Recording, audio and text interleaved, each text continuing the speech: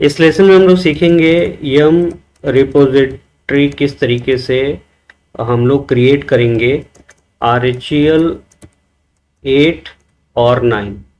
हम अगर RHEL 8 में भी इसका कन्फिग्रेशन सेम तरीके से होगा और RHEL 9 में भी होगा, तो ये हम कैसे बनाएंगे, यम रिपोजिटरी कैसे हम लोग कॉन्फ़िगर करेंगे RHEL 8 और 9 में, तो इस लेसन में हम लोग यही सीखने वाले हैं। तो चलिए फिर हम लोग स्टार्ट करते हैं, है ना। सबसे पहले हमें इसको कॉन्फ़िगरेशन करने के लिए हमें रूट में जाना होगा, तो हम स्विच कर लेंगे और रूट पे आकर के हम लोग यहाँ पे स्विच करके देखेंगे।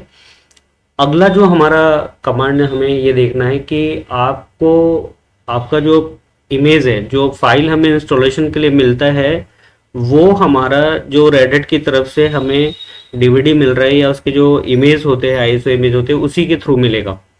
तो उसको वो हमारे पास होना चाहिए। हम कैसे लेंगे, यहाँ पर हमें माउंट करना पड़ेगा, जो आपका डीवीडी है उसको माउंट करना पड़ेगा जहां पर आपको वो इमेज, वो सारे फाइल्स मिलेंगे।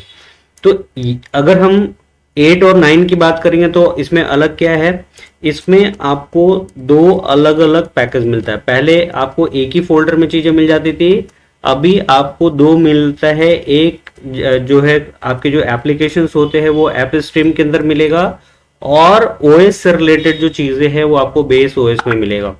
तो आपको इन जो रिपोजिटरी क्रिएट करना है, इन दोनों के लिए क्रिएट करना है, ऐप स्ट्रीम के लिए भी क्रिएट करना है और बेस ओएस के लिए भी क्रिएट करना है। ये दोनों ही इन दोनों से रिलेटेड जो पैकेज आपको मिलने वाला है, वो कहाँ मिलने वाला है, वो आपके का जो डिस्ट्रीब्यूशन है आपका रेडहेट का।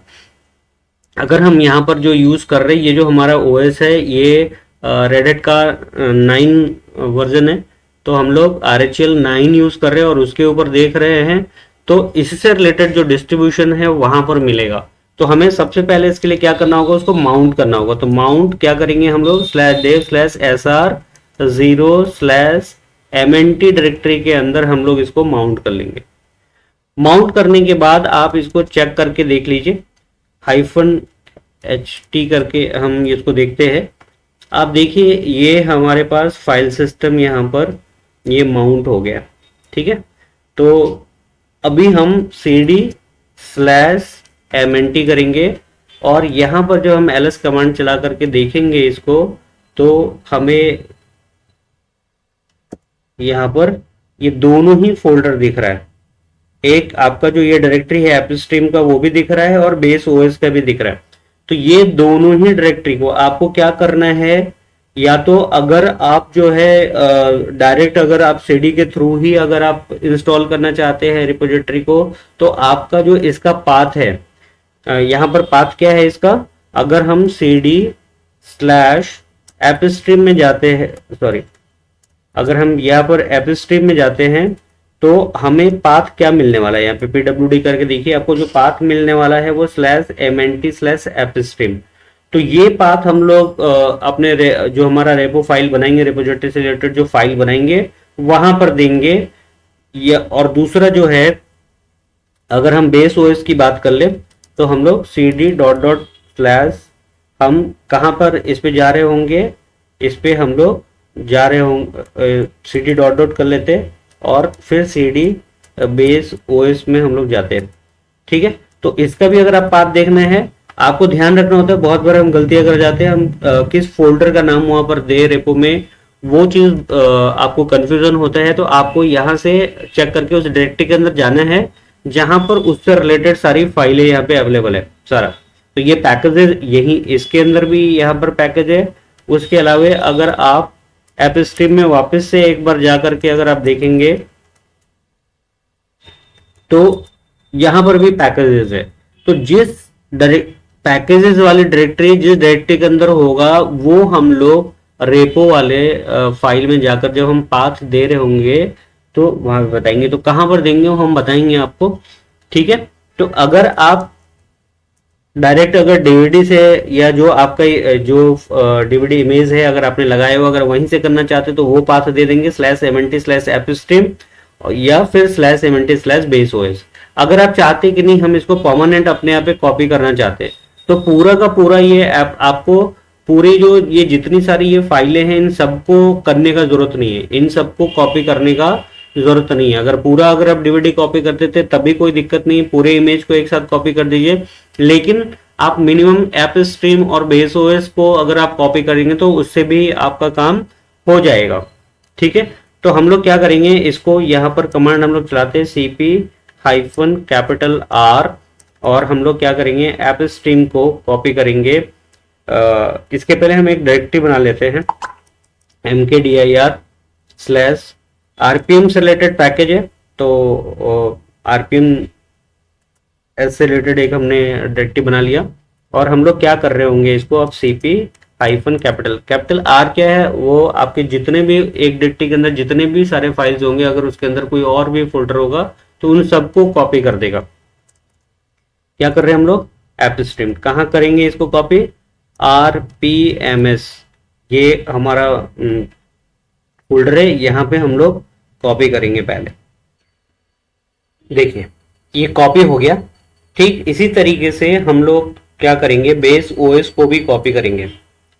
अभी हम लोग यहाँ पे लिख देते हैं बेस ओएस, और इस डायरेक्टरी को भी हम लोग RPMS में कॉपी कर देंगे। तो एंटर करते हैं और इसको कॉपी हो जाने देते हैं। पहले देखिए ये दोनों ही डायरेक्टरी हमारा कॉपी हो चुका है। अभी इसके बाद हमारा जो नेक्स्ट स्टेप होता है वो है हमारा, हम लोग क्या करेंगे, जो एक डायरेक्टरी है /etc/yum.repos.d, इस डायरेक्टरी के अंदर हम लोग आएंगे। यहाँ पर आने के बाद देखिए एक पहले से ये head.repo है, ये एक पहले से बना हुआ है, रहता है पहले से फाइल, इसको हमको कुछ नहीं करना है। हम लोग क्या करेंगे, यहाँ पर vi हम कोई भी नेम ले सकते हैं, लेकिन हमें पहचान में आने के लिए हम लोग क्या करते हैं कि हम लोग जो नाम रखेंगे वो जो जिस ऐप स्ट्रीम के लिए हम लोग ऐप स्ट्रीम ही नाम रखेंगे, और बेस ओएस के लिए बेस ओएस। तो हमारा जो फाइल नेम होगा vi appstream.repo के नेम से हम लोग एक फाइल बनाएंगे। क्या इसमें हम लोग लिखते हैं, आप इंसर्ट की प्रेस करिए, और इस तरीके से सबसे पहले हमें बताना होगा। तो हम यहाँ पर कुछ भी लिख सकते हैं, ऐप स्ट्रीम डॉट रेपो लिख सकते हैं, या हम केवल ऐप स्ट्रीम लिख सकते हैं। ठीक है, तो आप यहाँ पर जो लिखना चाहे वो आप लिख दीजिए। फिर हम लोग लिखते हैं यहाँ पे नेम इक्वल, आपको बताना है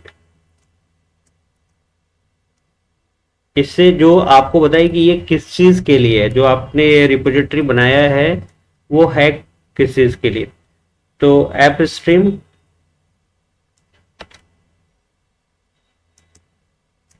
रेपो, आप जो लिख यहाँ पर जो आप उसको डिफाइन करने के लिए जो लिखना चाहते हैं आप लिख सकते हैं। इसके बाद जो नेक्स्ट स्टेप होता है हमारा बेस यूआरएल।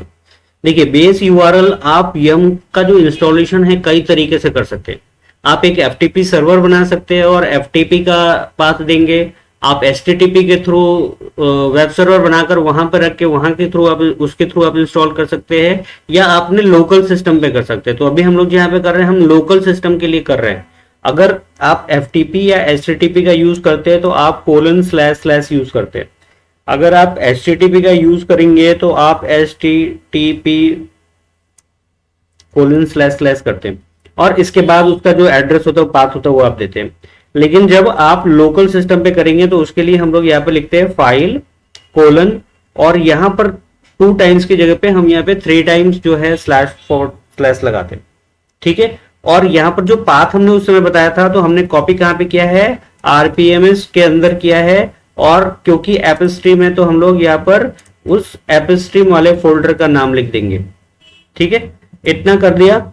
इसके बाद आपको लिखना है enable equal to 1 and gpg check equal to 0 करेंगे। अगर हम 1 करते हैं, अगर gpg check is equal to अगर 1 करेंगे तो हमें उस की का पाथ देना पड़ेगा, gpg की का पाथ बताना होगा। तो हम लोग यहाँ पे 0 करके और इसको सेव कर देंगे।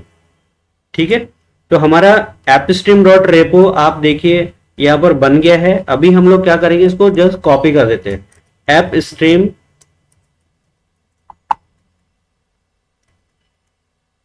डॉट रेपो को हम लोग कॉपी कर देंगे बेस ओएस डॉट रेपो, ये हो गया। इसको हम लोग वी ओपन करते हैं। अब हम लोग इसमें जो चेंजेस करना कर देंगे। तो ये ऐप स्ट्रीम के लिए है, हमको ठीक इसी तरीके से हमें इसको चेंज करके बेस ओएस के लिए बनाना है। ठीक है, तो दो रेपो फाइल हम बनाते हैं। ठीक है, और यहां पर भी हम लोग चेंज करके इसको बेस ओएस कर देंगे। ठीक है, आपने आरपीएमएस के अंदर ही आपने बेस ओएस का भी फोल्डर कॉपी किया था, तो आप यहाँ पर बेस ओएस लिखेंगे और इस तरीके से आप WQ करके आप सेव करके आ जाएंगे बाहर। तो इस तरीके से हमारा रेपोजिटरी फाइल हमने बना लिया। अब हम लोग क्या करेंगे, हम लोग एक कमांड चलाते हैं यहाँ पे। अब cd करके हम नॉर्मल प्रॉम्प्ट पे आते हैं, हम लोग लिखेंगे yum clean all।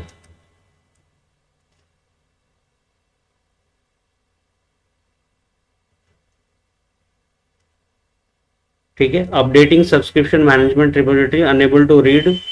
तो ये आपको एक एरर दे रहा है, this server is not registered with an entitlement server, you can use subscription manager to register. तो आपको रजिस्टर करने के लिए बोलते हैं। इसके लिए भी हम लोग देखेंगे कि इसको कैसे हम लोग हटाते हैं। फिर दूसरा हम लोग देखेंगे यम रेपो लिस्ट करके एक कमांड चलाएंगे कि हमारा कौन कौन सा जो रेपोजिटरी फाइल है। तो ये आपके सामने नेम आ गया ऐप स्ट्रीम और बेस ओएस ये है, बट बार बार आपके सामने एक ये एरर आ रहा है, this system is not registered with an entitlement server. क्योंकि आप अगर ये सर्वर पे आपका सब्सक्रिप्शन अगर रजिस्टर्ड नहीं है तो इस तरीके से ये एरर आएगा। कैसे हटाएंगे इसको हटाने के लिए हम लोग वी करेंगे /etc डायरेक्टरी के अंदर एक डायरेक्टरी होता है यम के नेम से, और इसके अंदर एक और डायरेक्टरी होता है आपका plugin conf.d। इस plugin conf.d के अंदर एक फाइल मिलेगा आपको subscription manager.conf। तो इस फाइल को हम लोग ओपन कर लेंगे और यहां पर जो ये enabled equal to 1 लिखा हुआ है इसको हम लोग चेंज करके इसको 0 कर देंगे और इसको सेव करेंगे, फिर बाहर आ जाएंगे। ठीक है, इतना जैसे ही हम लोग कर लेते हैं, अब ये जो एरर आ रहा था अब एरर आना बंद हो जाएगा। ठीक है, फिर हम लोग करते हैं यम क्लीन ऑल, 0 फाइल रिमूव। इस बार आपको एरर नहीं दे रहा है। इस बार जैसे यहाँ पे देखिए इसने पहले एरर दिया था, बट अब जो है आपको यम क्लीन ऑन करने पे बोल रहे 0 फाइल्स रिमूव्ड, आपका कुछ भी अभी एरर नहीं दे रहा है। अब क्या करेंगे, फिर दोबारा से हम लोग चलाएंगे यम रेपो लिस्ट, एक बार चेक करते हैं। देखिए अभी आपके सामने ये आ गया, बट जो एरर आपको इस जगह पे आ रहा था इसके पहले ये आपको बता रहा था एरर के लिए, वो अब आपके सामने नहीं आ रहा है। तो आप उस फाइल में जब जाकर के आप चेंज कर देंगे सब्सक्रिप्शन मैनेजर डॉट कॉन्फ में, जिसका पाथ है /etc के अंदर आपको यम डायरेक्टरी मिलेगा, उसके अंदर plugin conf.d मिलेगा और उसके अंदर आपको सब्सक्रिप्शन मैनेजर डॉट कॉन्फ मिलता है। तो आप उसको वी से ओपन करके उसमें जाकर enabled इज इक्वल टू 0 कर देना है। इससे क्या होता है कि आपका वो सिर्फ जो रेडिट का सब्सक्रिप्ट के वहां से नहीं लेगा, हर जगह से जो है अलग अलग जगह से वो रेपोजिटरी को एक्सेस कर सकता है। उसके लिए हम लोग उसको 0 कर देते हैं। ठीक है, अगला जो है आप क्या करते हैं, इसको क्लीन करते हैं। सब्सक्रिप्शन, एक कमांड चलाएंगे सब्सक्रिप्शन मैनेजर क्लीन। ठीक है, तो ये आपके सामने एक जो है आपका सब्सक्रिप्शन मैनेजर से रिलेटेड ये आपके सामने एक वार्निंग आता है, ऑल लोकल डेटा रिमूव्ड। आपको क्या करना है, यहां पर आप इस कमांड को चलाने के बाद ये जो आपके सामने एक आ रहा है इसको आप चला देते हैं।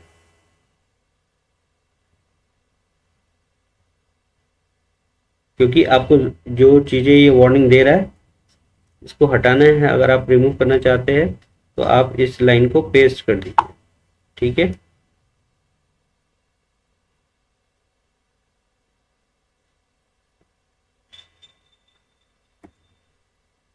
जो इसके सामने कुछ गार्बेज कैरेक्टर आ गया है इसको हम लोग डिलीट कर लेंगे पहले।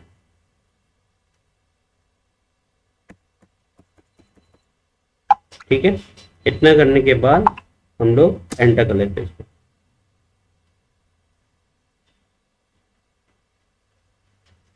ये रन हो गया।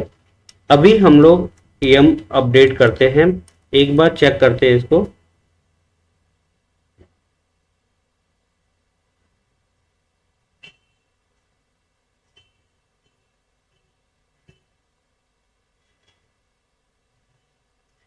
देखिए ये शो कर रहा है। हमने ये कमांड आपको ये अपडेट हमने इसलिए चलाया क्योंकि जब भी आप इस कमांड को रन करते हैं तो आपका जो कॉन्फ़िगरेशन जो सब्सक्रिप्शन मैनेजर डॉट कॉम्स में जो हम लोगों ने 1 को 0 किया था वो चेंज होके वापस से 1 हो जाता है। तो एक बार फिर से हम उस फाइल को ओपन कर लेंगे और वहां पर हम लोग उसको 0 करेंगे, क्योंकि ये देखिए ये चेंज हो गया।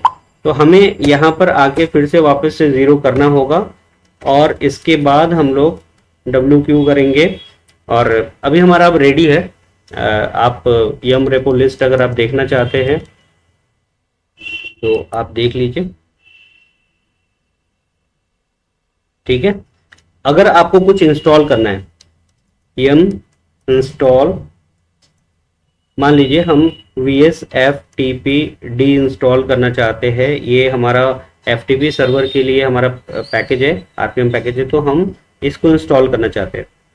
तो अभी ये देखिए आपको बता रहा है कि किस रिपोजिटरी से ले रहा है। ये आपको VSFTPD आपको ऐप स्ट्रीम के अंदर है, तो ये ऐप स्ट्रीम से ये आपको इंस्टॉल कर दे रहा है। तो हम लोग वाई करेंगे यहाँ से और आपका ये देखिए इंस्टॉलेशन आसानी से ये आपका इंस्टॉल हो जाता है।